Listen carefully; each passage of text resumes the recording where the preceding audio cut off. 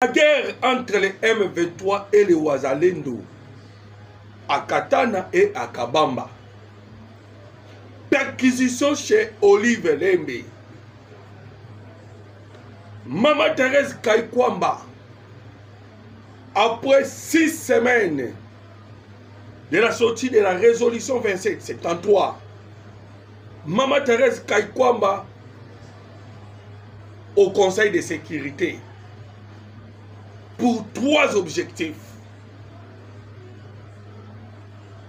Les M23 AFC épuisés, en perte de vitesse, et l'économie du Rwanda effondrée. Ni nezali kolekana. Mbote bandeko ba Congolais de partout, bozali kolanda biso na Facile News, votre chaîne que vous aimez beaucoup. Aimez notre émission et partagez, parce que tokolobela mboka Congo, mboka nabino, mboka nabiso. Voilà bandeko ba Congolais.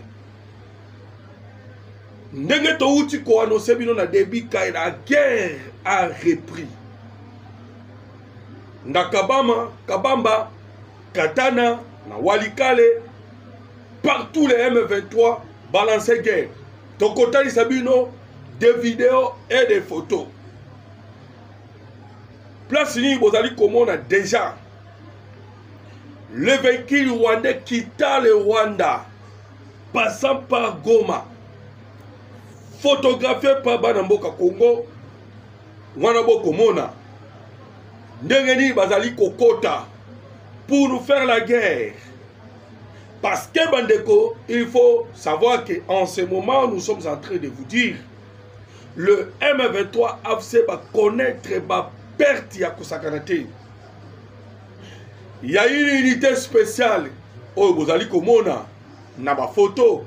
Oh, bazali kobenga bango ba Wazalendo spécial qui ont appris comment venir faire auto bengi en français les embuscades contre les Rwandais.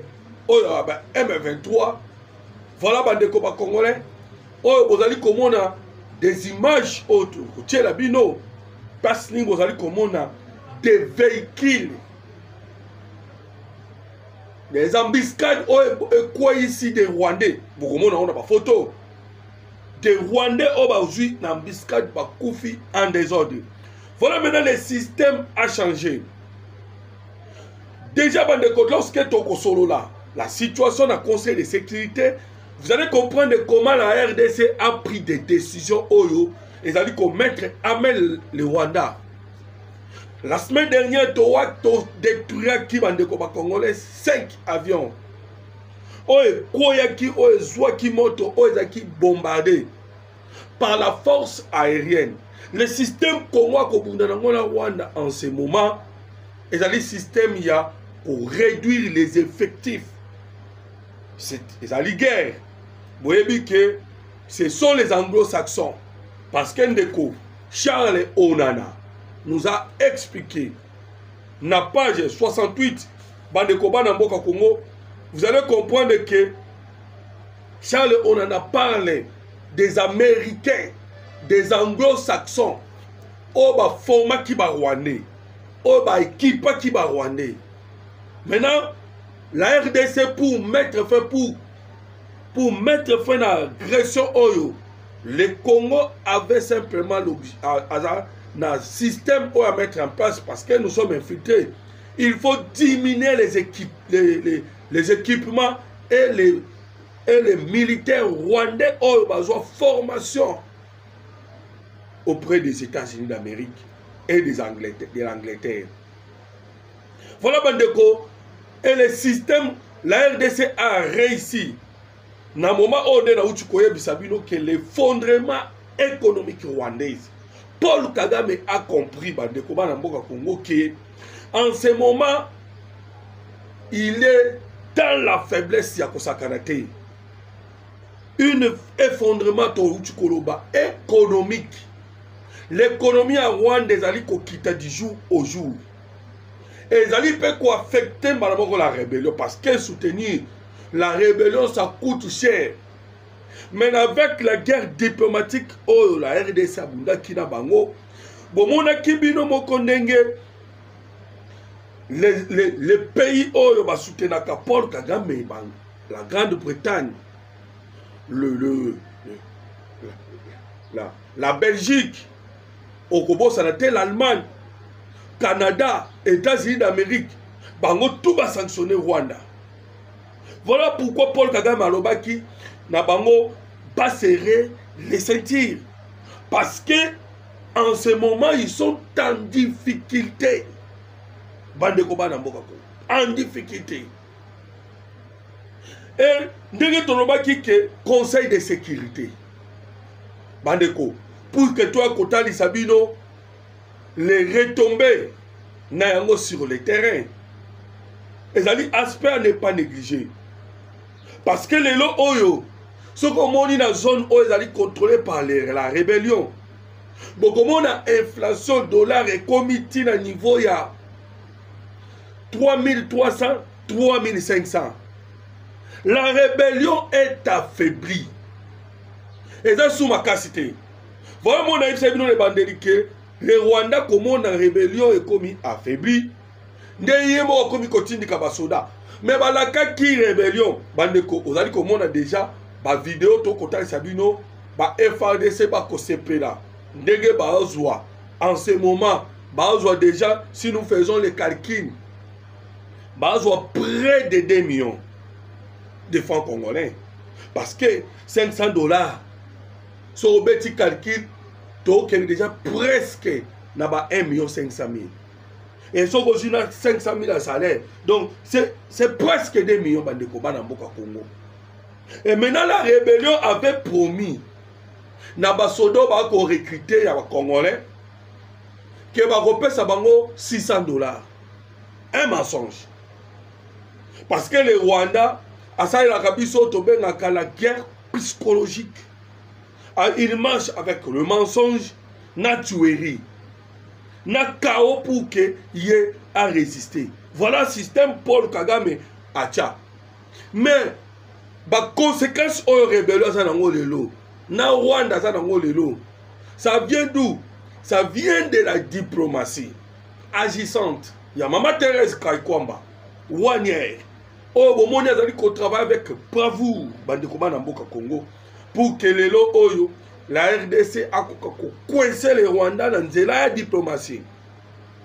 Voilà pourquoi 6 semaines après, elle est allée maintenant à New York et voir plusieurs représentants du Conseil de sécurité des Nations Unies. Là, Maman Thérèse Kaikwamba a sali bango pression. Pourquoi a sali bango pression? Et il y a 3 objectifs. On a eu ça qui na début à émission. C'est la situation sécuritaire. Yamboka Kongonde ayeli yango comme moko ba sujet. Pourquoi situation sécuritaire? Parce qu'en ce moment, chaque jour ba Rwandais ba koboma ba Congolais, bandeko, il y a des chiffres très graves. Voilà Maman Thérèse comme avec des vidéos que nous avons, des photos que nous vous montrons. Chaque jour, comment on a bandeko ba Congolais ba kokufaka. Yango Maman Thérèse Kaikwamba kende ki na premier point. Oh, na conseil de sécurité batala likambu oh na uti koloba ya nini? Ya tuerie, la sécurité. Et le deuxième point, ezali ba initiatives régionaux et internationaux bandeko. Les initiatives régionaux to esa kibino déjà. Oh ezali ya ba EAC SADC oh ba ko travailler mais bandeko. Bien que ces initiatives sont là, mais nous y ditons na ba initiative telle que la région. Parce que tout comme on a déjà que on a choisi Fort Nyansimbwe. Mais qui ont choisi Fort Nyansimbwe? C'est les Zimbabwe et les Kenyans. Pourquoi les Zimbabwe et les Kenyans? Zimbabwe a conduit SADC, Kenya a conduit EAC. Et les deux qui ont choisi Fort Nyansimbwe, le président à Togo. Alors, vous comprenez que Zimbabwe déjà dans minute pour travailler avec Joseph Kabila parce que des tenues militaires au Baluka qui va déstabiliser les gars Katang et Utakekuna. Et De l'autre côté, to kolobela sikoyo, banani, Kenya. Kenya ndem tapé sakababotine. Bien que les États-Unis d'Amérique, ayaki, tangwatinaki Massadou Boulos, bayaki uniquement pour faire pression na Kenya, Ouganda, na Rwanda. Voilà bandeko ba congolais et l'initiative parce que Maman Thérèse Kaikwamba comme azali guerrière quoi qu'il y a tabo ya na élément nyonso elle va vous bloquer ndenge to uti ko bloquer bango na Qatar parce que les initiatives internationaux Qatar ezali États-Unis d'Amérique ezali to uti ko bloquer bango na Qatar à travers nini à travers la résolution 2773 bandeko et troisième point Maman Thérèse Kaikwamba ayaki nango ezali nde évaluation ya résolution 2773 bandeko pourquoi to koloba yango résolution 2773 wana to mingaka mingi ko répéter ezali na ba objectif nango parce que conseil de sécurité azalaka na 3 décisions azwaka première décision ezalaka condamnation et recommandation voilà pourquoi monaki na 2773 et condamnaki Rwanda na soutien na ye na M23 et condamnaki pe M23 pour na ndenge bazwi Goma na Bukavu et recommander Rwanda abimisa basoda na ye et recommander pe lisusu ba M23 balongola administration parallèle. Alors bandeko comprenez que ezali première décision conseil de sécurité. Donc, tolobi ke bitumbo tokobundango diplomatiquement.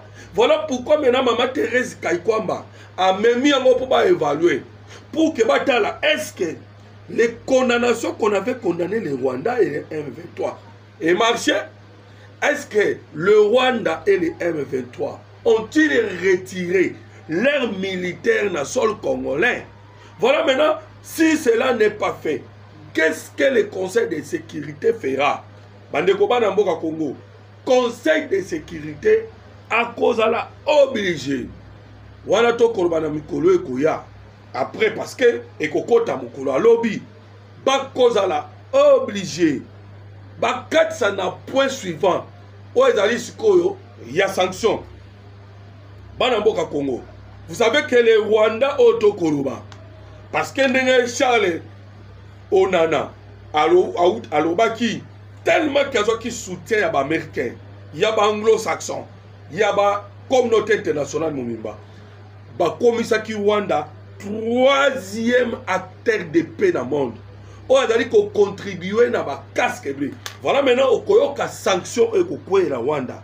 Bah ko longolais acteur de paix. Bah ko longolais statut wana. Maintenant tous les casques bleus il y a M23 plutôt il y a Rwanda. Bakolongo sikoyo Rwanda kolongo acteur de paix et à cause maintenant sanction o eko toucher maintenant sous bango plus fort. Voilà maintenant chemin ya kokende na paix.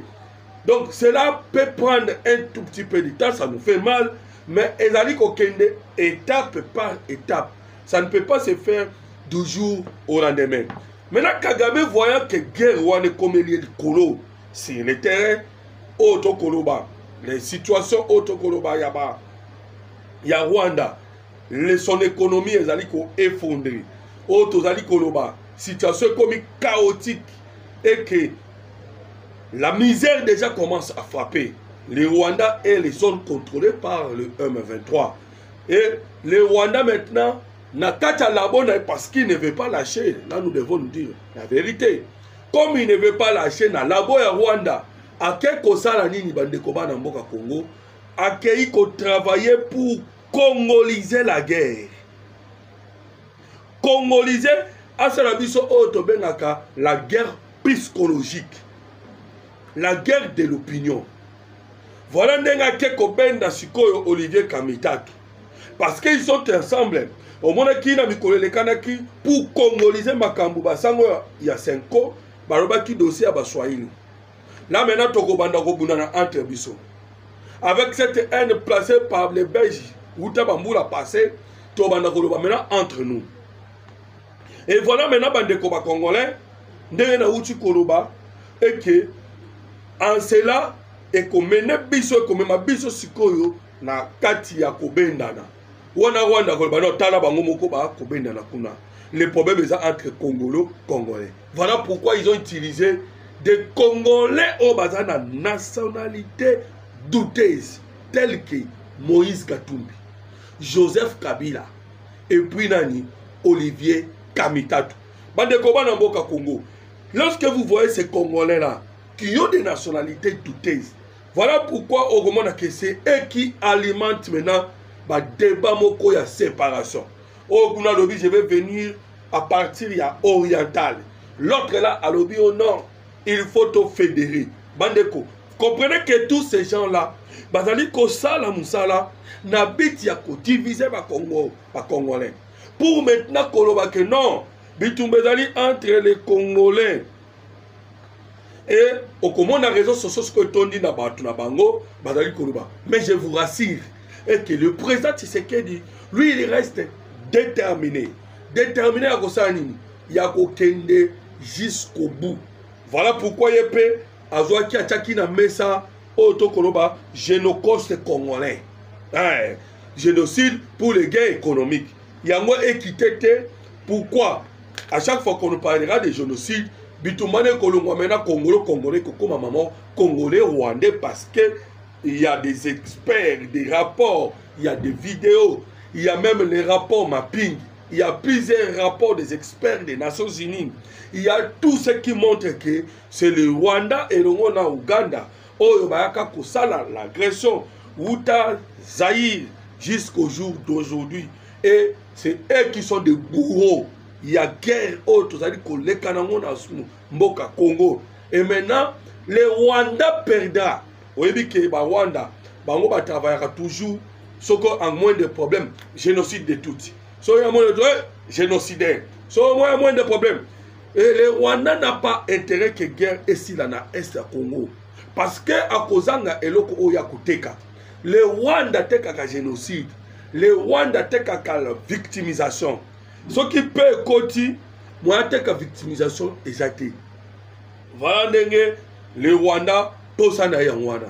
Maintenant ba de koba na mboka Congo. Voilà pour to koyeb sabino ke le bitumba oto zali ko bunanango ezali bitumba oyo ezali na niveau nyonso. Na niveau ya psychologie, la guerre psychologique oyo de kana ba esprit.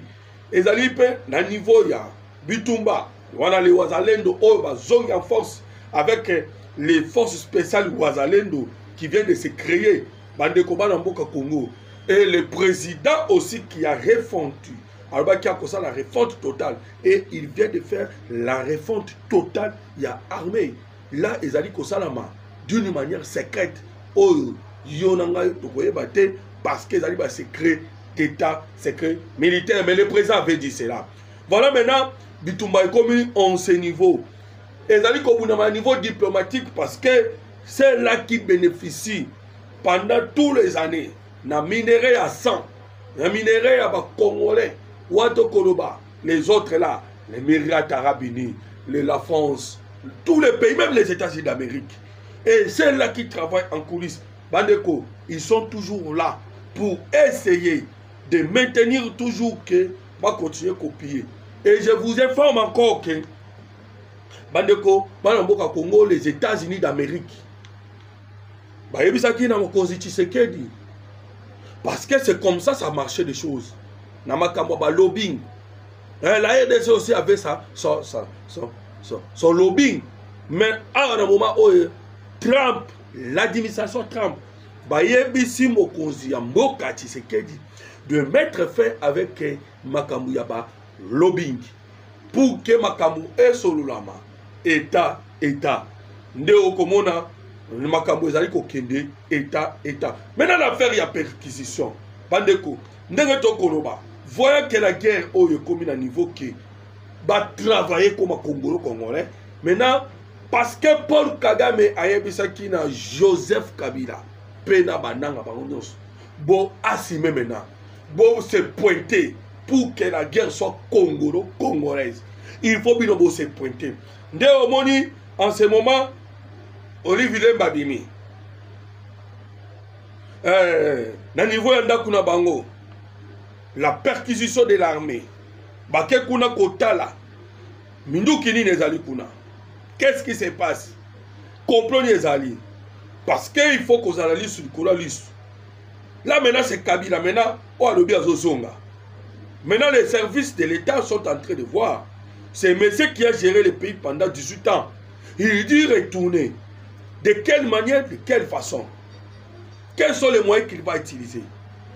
Voilà, Yangwana Moni, les recherches, ils ont dit que ça parce que Paul Kagame est déterminé. Il y a que ça toujours mascarade. Oya Salaka, Nathan Oyamusé, Laurent Désiré, Kabila et Nathan Osoboyebiki, Alungwaka la AFDEL, RCD, CNDP, M23-1, M23-1, M23D, M23D, Lelo AFC avec Nanga. Nous sommes les alliés mascarade. Nous sommes les alliés masqués. Il y a M. Paul Kagame. Voilà, bande Koba Congolais. Bon, continuez Kolanda Bisso toujours dans Fatile News, votre chaîne. Aimez notre émission et partagez. Pour que bande Koba Congolais de partout. Baye Bape, ni les alliés Kolekana na Mboka Congo, Mboka Nabino, Mboka Nabiso.